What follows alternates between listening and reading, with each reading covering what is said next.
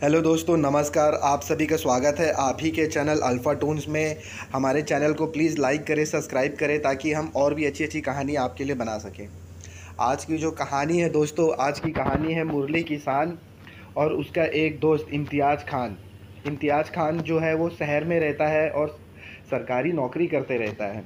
बहुत दिनों के बाद वो मुरली से फ़ोन पे बातें करता है और बोलता है कि मुझे गाँव में आना है, गाँव देखना है। तो मुरली उसे बोलता है ठीक है, और वो मुरली उसे लेने के लिए शहर जाता है और उसे अपने गांव में लेकर आता है। दोनों रास्ते में आते रहते हैं, क्योंकि गांव रहता है, गांव में गाड़ियां तो चलती नहीं हैं। तो खेत से होते हुए मुरली और इम्तियाज़ खान आते रहते हैं। इम्तियाज़ खान चूँकि शहर में रहता है तो वो मुरली से बोलता है, क्या यार मुरली, तेरा गांव कैसा है? ना कोई गाड़ी है ना कोई कुछ है। अगर तू मुझे पहले बता देता तो मैं अपनी गाड़ी से ही आ जाता। इस पे मुरली बोलता है, चल अब ज़्यादा बड़ी बड़ी बातें मत कर। तुम शहर के लोग अपने आप को पता नहीं क्या समझते हो। जब भी गांव में आते हो तो गांव वालों का मजाक ही उड़ाते हो। ऐसा करते हुए दोनों जाते हैं। मुरली बहुत तेज़ तेज़ से चलते रहता है। तभी इम्तियाज़ पूछता है, क्यों भाई इतना तेज़ तेज़ क्यों भाग रहा है? पुलिस आई है क्या हमारे पीछे? मुरली बोलता है, पुलिस ही आई है ऐसा ही समझ ले। अभी तू बस चल जल्दी जल्दी, शाम होने आई है, हमें जल्दी से जल्दी चलना है। और वो सूरज ढलने से पहले अंततः गांव में पहुंच जाते हैं। मुरली का घर जो कि गांव के सबसे पहले ही रहता है। घर की जो सुंदरता रहती है वो आसपास के पेड़ पौधों की वजह से बहुत ही ज़्यादा रहती है। ये दोनों अपनी बात कर ही रहते हैं और घर पहुंचते ही रहते हैं। उधर मुरली की पत्नी भी मुरली का और उसके दोस्त का इंतज़ार करते हुए बहुत प्रकार के अलग अलग खाना बना के रखी रहती है कि ये लोग आएंगे। जैसे ही ये लोग घर पहुंचते, इम्तियाज़ खान मुरली की औरत को देखते ही बोलता है, अरे भाभी जी नमस्कार, आप तो बहुत सुंदर हैं। मुरली की पत्नी भी शर्माते हुए बोलती है, शुक्रिया। मुरली इम्तियाज़ खान की ओर देखता है और बोलता है, सुन, ये शहर नहीं है, ये गांव है। यहाँ कोई भी छिछोरापन की हरकतें मत करना। गांव वाले बहुत मारते हैं, बहुत मारते हैं। इस पे इम्तियाज़ खान बोलता है, अरे मैंने तो बस भाभी की सुंदरता की तारीफ़ की है, तुम कैसी बातें करते हो मुरली। ये दोनों के बीच बातें होती ही रहती हैं। तभी मुरली की पत्नी राधा बोलती है, चलिए अभी शाम हो गया है, आप लोगों की मज़ा मस्ती की बातें तो चलती रहेंगी। अभी हमें जल्दी से जल्दी घर में पहुंचना है। आपको पता है ना, शाम होते ही यहाँ क्या होने लगता है। फिर अंदर खाना खाने के लिए सब बैठ जाते हैं। तो इम्तियाज़ पूछता है मुरली से, अरे भाई वो जो तू बोल रहा था जंगल में आते समय कि जल्दी जल्दी चलो पुलिस पड़ी है, इसका क्या मतलब है? तुम ऐसा क्यों बोला मेरे को? मुरली बोलता है, भाई यहाँ एक चुड़ैल रहती है जो रास्ते में जो पीपल का पेड़ है ना उसके ऊपर रहती है। वो इसी गांव में रहती थी, जमींदार ने उसको मार दिया, जिसकी वजह से अब वो वहाँ है। और रात में अगर कोई भी पीपल के पेड़ के पास जाता है तो वो उसको सीधा मार देती है। गांव में बहुत लोगों को उसने मारा है। ये बात हकीकत है। ये बात सुन के इम्तियाज़ खान हंसता है। अरे तुम गांव वाले कभी नहीं सुधर सकते यार, कभी तो सुधर जाओ। दुनिया कहाँ की कहाँ चली गई और तुम भूत प्रेत की बातों में ही रहते हो। तभी वहाँ राधा आ जाती है और दोनों को बातें करते देख बोलती है, चलिए ठीक है, आज की आप लोगों की बातें हो गई, अभी खाना खा लीजिए। अगले दिन ये लोग खाना खा के सो जाता है।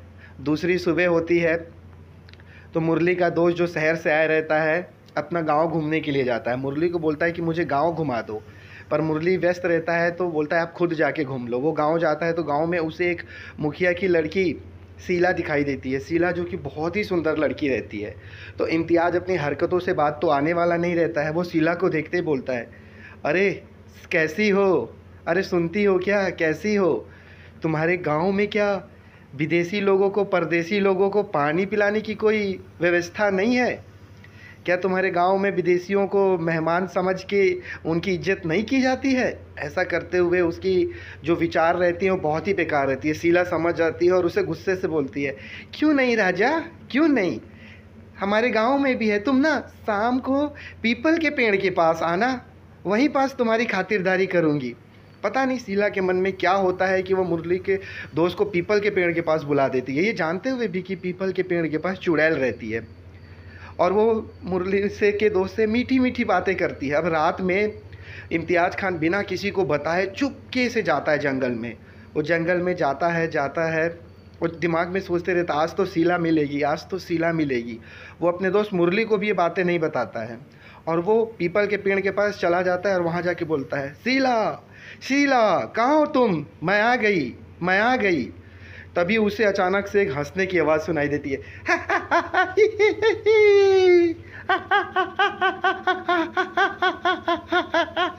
ये बातें आवाज़ सुन के इम्तियाज़ सोचता है शायद शीला मेरे साथ मजाक कर रही है।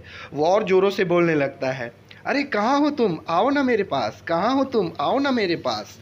तुम्हारे गांव में मेहमानों के साथ ऐसा ही किया जाता है, आओ मेरे पास। देखो तुम्हारे बुलाने पे मैं जंगल में आ गया इतनी रात को। तभी वो चुड़ैल आ जाती है।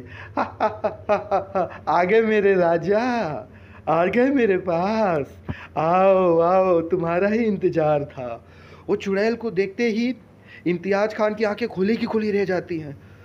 उसे समझ में नहीं आता है कि क्या करे। वो बोलता, अरे चुड़ैल बोलता, नहीं मुझे छोड़ दो, मैं यहाँ से चले जाऊँगा, वापस कभी नहीं आऊँगा, मुझे छोड़ दो, मुझे छोड़ दो, मुझे नहीं मालूम चुड़ैल सच में है वो।